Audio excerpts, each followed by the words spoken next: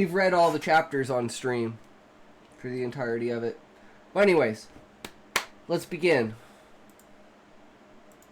Wizards can shoot lightning bolts, as well as it having an air of mysteriousness and possibility, so nobody knows where I to also deal have a with gender your bender. characters without Nice. plot armor. And that's fantastic, but what next? Character. We've talked a lot about Sanderson's first and second laws of magic in this series, but having an interesting magic system isn't just about how nuanced your rules are or how much of a spectacle it can be. I mean, fireworks and fireballs are great, but they can feel hollow unless your magic system is integrated into the story in a meaningful way. Today I want to take a more detailed look at how one particular magic system is integrated into its story, Avatar: The Last Airbender, where they did it well as a couple of times where they didn't. And before you say it, Okay. And I will say this, like, the way I have woven magic into my storyline is extremely important because it has to do with the past actions of the monarch and the old world. So magic fundamentally is a part of the story because of how magic came into being through the monarch. I wrote the rough draft in 3 days. Only took me 3 years to get around to editing it. True, Sean. but in terms of writing, yes, it is. It's magic-y, and it does magic things. This is part 3 of 3 of a writing series on magic systems, and I really recommend that you watch the first 2 parts to get the full discussion. Links down below. I promise you there will be more writing videos after this, and I would love to know what you want me to talk about down in the comments below. Now for those of you who have never watched Avatar, I'm not sure which of these reactions I should have for you, but for a rundown. Bending gives a person the ability to manipulate one of the 4 Greek elements: air, water, earth, and fire. They do this primarily with what essentially amounts to martial arts. Now integrating magic into your story is where Sanderson's 3rd law of magic shows up, and it's actually where Avatar: The Last Airbender excels. Expand on what you already have before you add something new. This can be broken down, I think, into 3 directions that you can take to expand on your magic: into your narrative, into your world building, and into your characters. So firstly, narrative. One way to integrate your magic system into your story is to use its rules or nuances or mysteries to guide what actually happens in the narrative. Don't just let it be this thing that your readers see your characters use and go, wow, isn't that a useful but mildly inconsequential plot element? Rather, exploring in detail how the magic either creates or changes conflicts that your characters experience can be really interesting. Sanderson puts this down to hypothetical what happens when questions, like what happens to royal families when magic always requires royal blood. One of the best examples in Avatar is what happens to prisons when people can bend the elements around them. In one episode, Katara has a cunning plan and promptly gets both her and Toph thrown in a wooden prison, which Toph cannot earthbend her way out of. In another episode, we see earthbender prisoners are kept on a ship made of metal to make sure that they have no earth around them to bend and escape. In Legend of Korra, each of the members of the Red Lotus are kept in prisons especially designed to hinder bending their element. The typical prison escape that we see across dozens of stories is changed by the nuances of bending, and it expands on the magic system as an element of that story. Pro tip: if a magic system feels like it could be removed or replaced in the story without altering the challenges that characters encounter, then that may be a red flag that it feels isolated from the story. And this isn't usually a good thing. It's generally better when all of the pieces of your story feel like they fit together. So not only does creating challenges that arise from the mechanics of your magic system help prevent this, but it's the nuances of your magic system, hard or soft, that allow an author to explore unique challenges that don't take place in any other story, which is fantastic because it makes the work stand out on its own. Though it's important to keep in mind the scope of the what happens when question. Sanderson, I think, put it pretty succinctly. It's like, I guess I'd say like the cycle of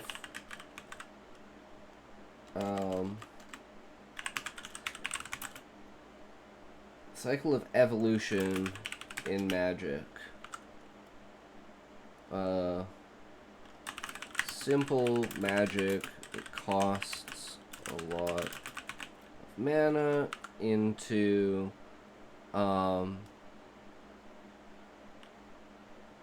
the understanding of how to manipulate the real world, scientific endeavor to perfect spellcasting.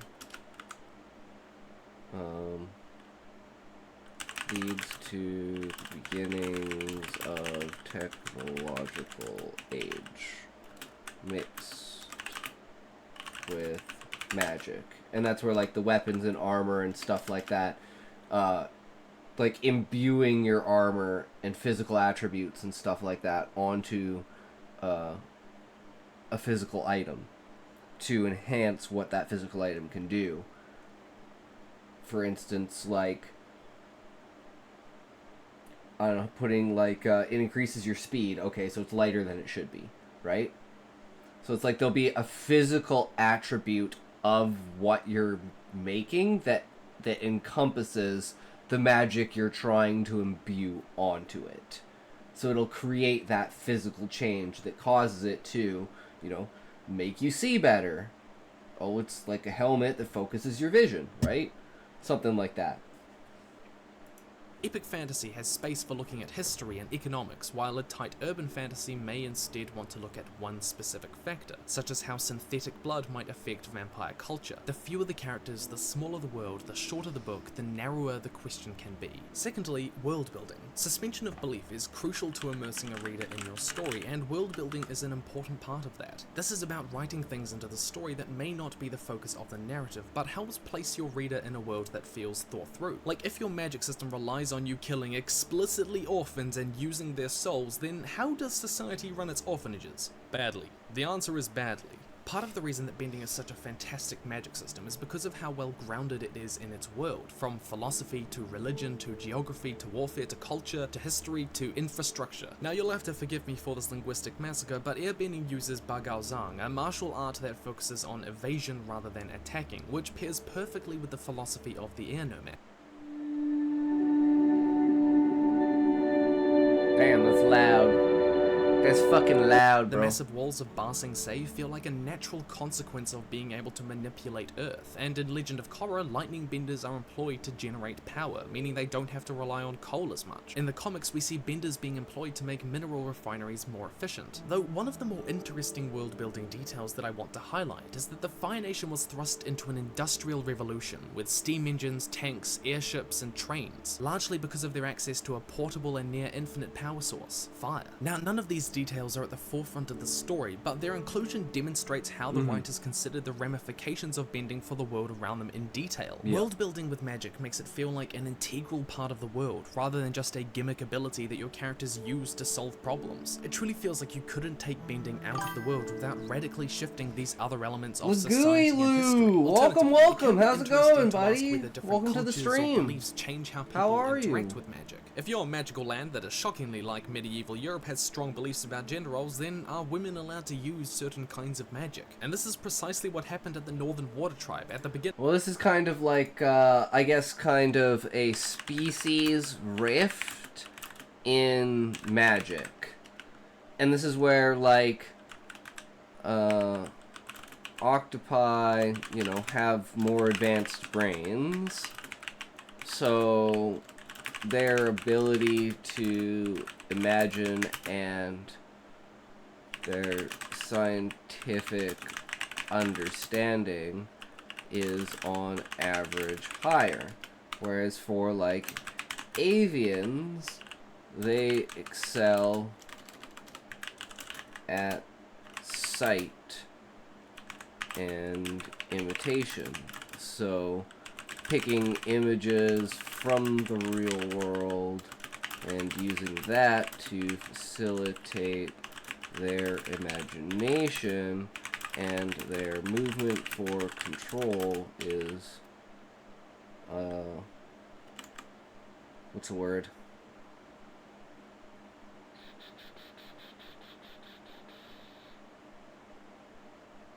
Enhanced, by their extra limbs, i.e.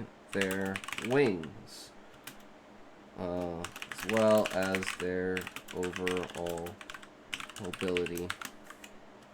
And then for insectoids, it's more of a defensive movement-based ideology,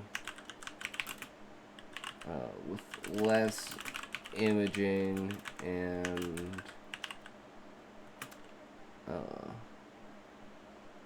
more controlling of the environment. They use more spell catalysts. So they're not as smart, but they're more like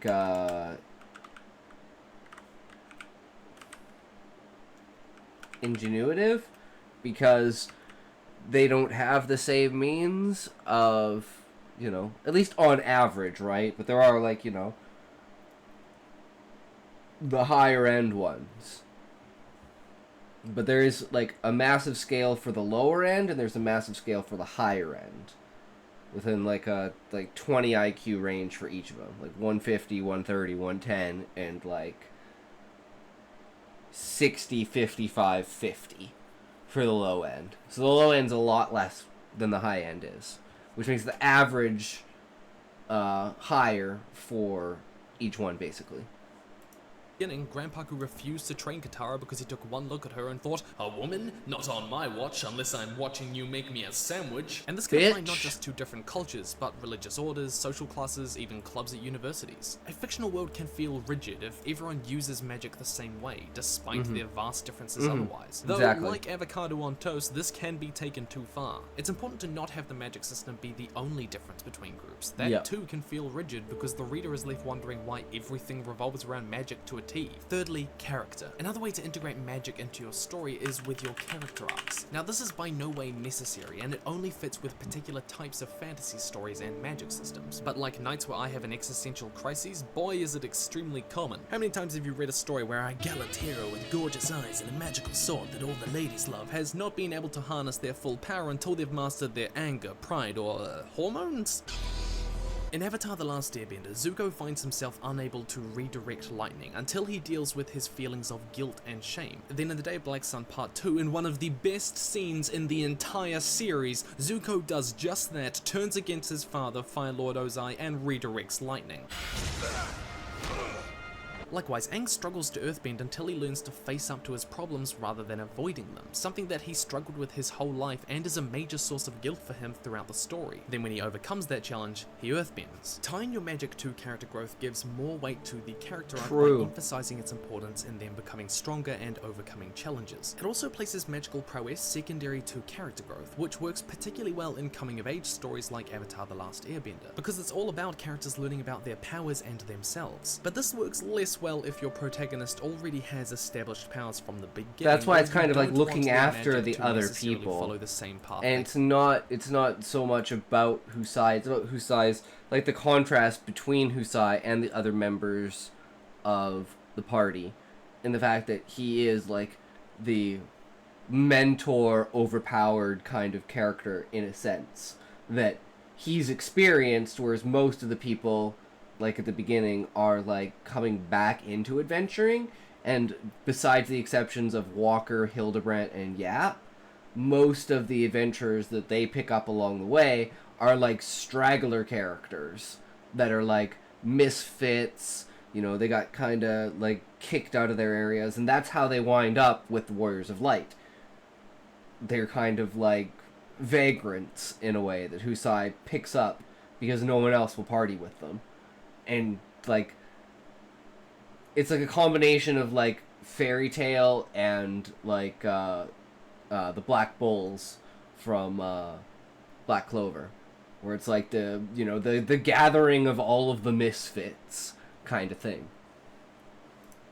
They take as a person. It also makes the mechanics of your magic system somewhat softer because character change is far less quantifiable, meaning that it may not be the way you want to go if you want a very hard and predictable magic system. Those are just 3 ways that you might consider expanding on your magic and integrating it into your story. But let's talk about the mechanics of bending as a magic system. Like most magic systems, bending strikes a balance somewhere in the middle of the spectrum from hard to soft, leaning towards hard, and let me reiterate Sanderson's first law. An author's ability to solve conflict with magic is directly proportional to how well the reader understands said magic. And throughout the series, bending is often used to solve problems, but the reason that this works so well is because of 2 things. predictability, and consistency. It never shows the characters bending radically different amounts of their element or displaying radically inconsistent bending skills. We understand what Team Avatar are capable of when they come up against challenges. Inconsistent powers leaves a reader asking, why didn't a character do X when they could do it before? But where a character doesn't use skills that we know that they have to solve problems, there's a clear reason laid out, like Katara refuses to bloodbend for moral reasons. Avatar also sticks pretty closely to Sanderson's second law, limits are more important than powers. What you can't do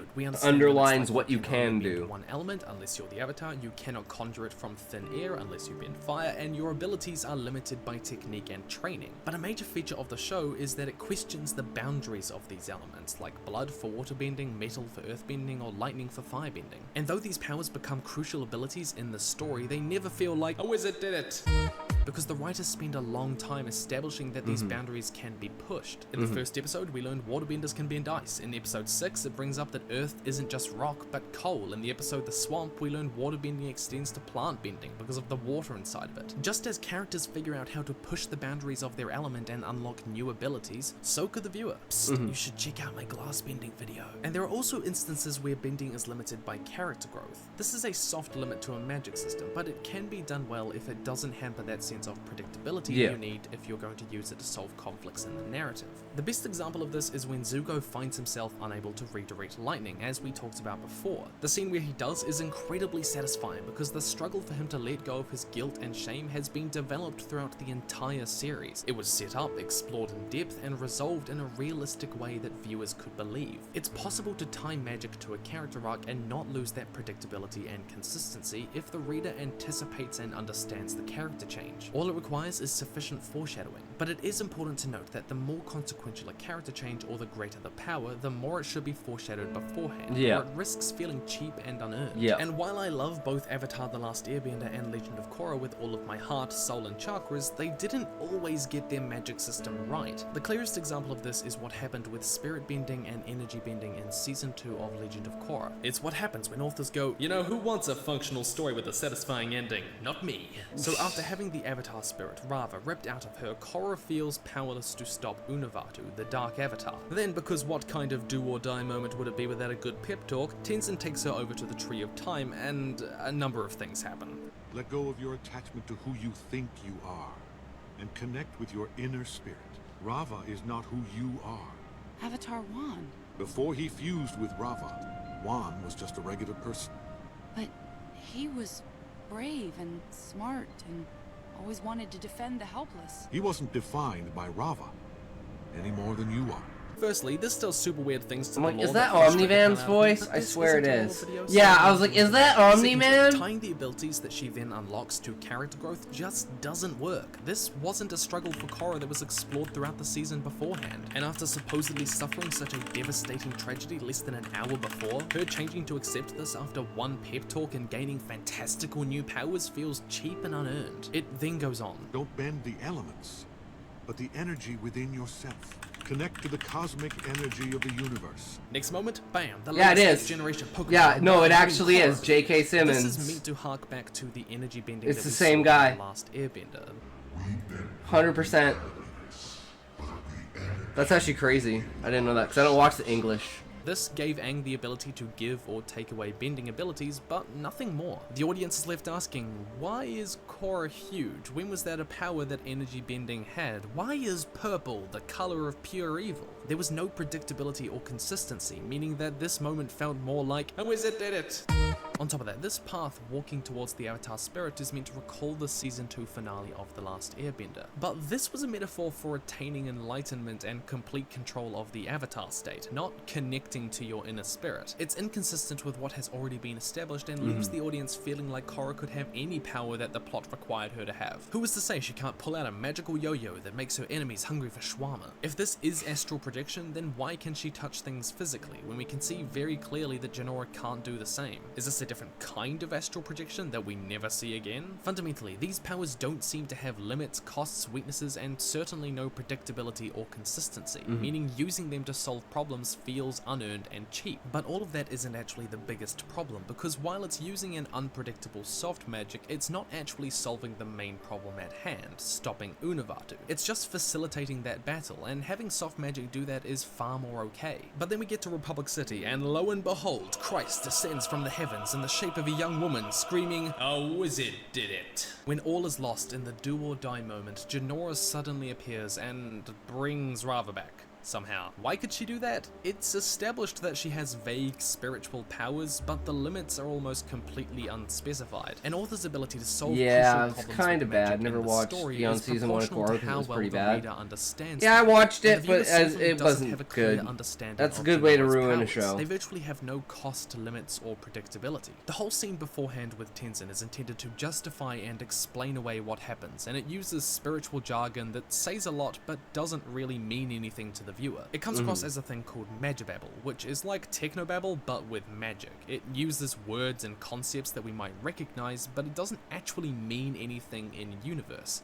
Definitions. And Magibabble is almost A never huge good. It's thing usually for like having your magic system is have definitions for things. And then you can't sway from it and literally have like a dictionary of definitions lining how your magic works. In my case, it's already done because magic works on a fundamental level of manipulating an element.